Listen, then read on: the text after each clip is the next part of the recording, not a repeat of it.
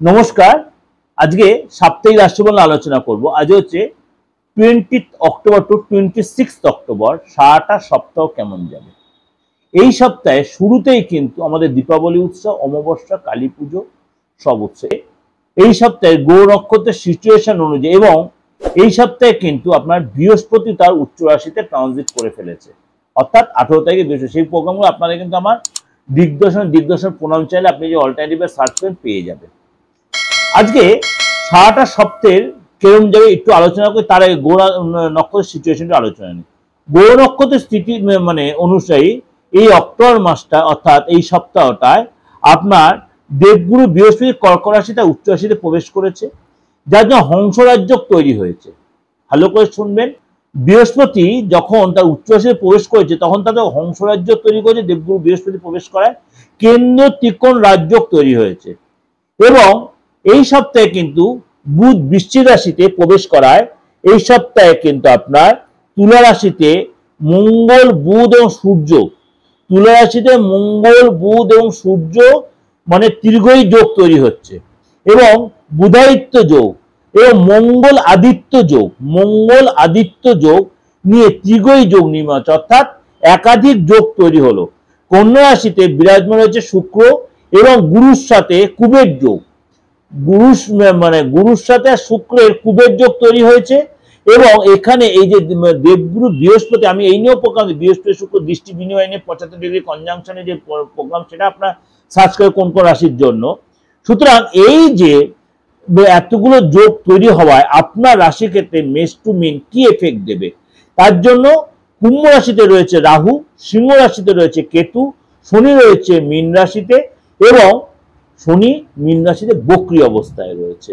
সুতরাং 12 রাশির ক্ষেত্রে কি এফেক্টে চলুন একটু আলোচনা করে নি। কুম্ভ রাশি এই সপ্তাহে আপনার অত্যন্ত শুভ বলে মনে করা হচ্ছে। এই সপ্তাহে শুরুতে আপনার কোনো গুড নিউজ আপনি পেতে পারেন। এই সপ্তাহে আপনার ঘরে কোনো মাঙ্গলিক কাজ বা কোনো শুভ কাজ হওয়ার সম্ভাবনা বা সেই নিয়ে কোনো আলোচনা হতে পারে। যারা বেরোজগারী রয়েছে কুম্ভ রাশি, তারা মনের মতো রোজগার পেতে পারেন, মনের মতো চাকরি পেতে পারেন এবং এই সপ্তাহে আপনার উচ্চশিক্ষা হওয়ার জন্য বাইরে যাওয়ার প্ল্যান করতে সেখানে সাকসেস পাবেন। কাজের জায়গায় অনুকূল থাকবে। আপনার কঠিন পরিশ্রম করলে এবং তার চেষ্টা করলে এবং আপনার বসে আপনি সহযোগিতা পাবেন, প্রশংসা পাবেন। এই সপ্তাহে আপনাকে অধিক দায়িত্ব আপনার বাড়বে এবং একাধিক জায়গাতে আপনার ইনকামের রাস্তা তৈরি হবে।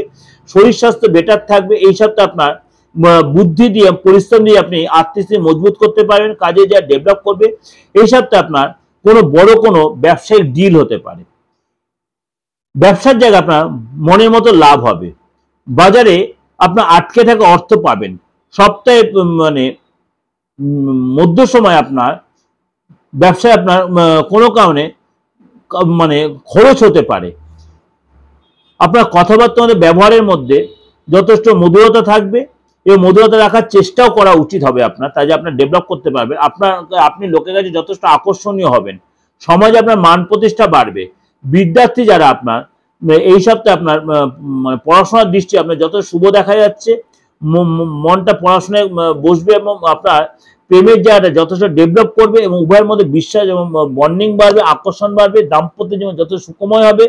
এবং আপনাকে বলবো অবশ্যই নিজেকে পেশেন্স রাখবেন, সংযত রাখবেন। এটা আপনাদের কাছে আমি এই যে 12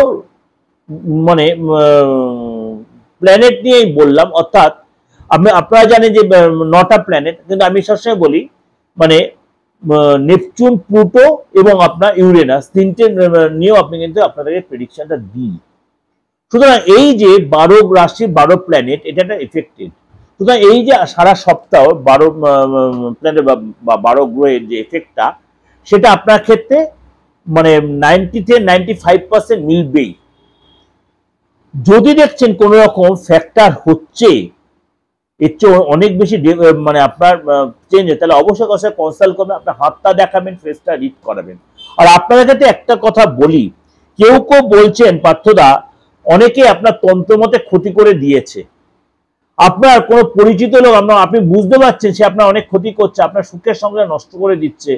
আপনার ফ্যামিলিতে কেউ কিছু ফেলে দিয়ে গেছে, কেউ কিছু খাইয়ে দিয়েছে, আপনার জায়গাটা নষ্ট হয়ে গেছে।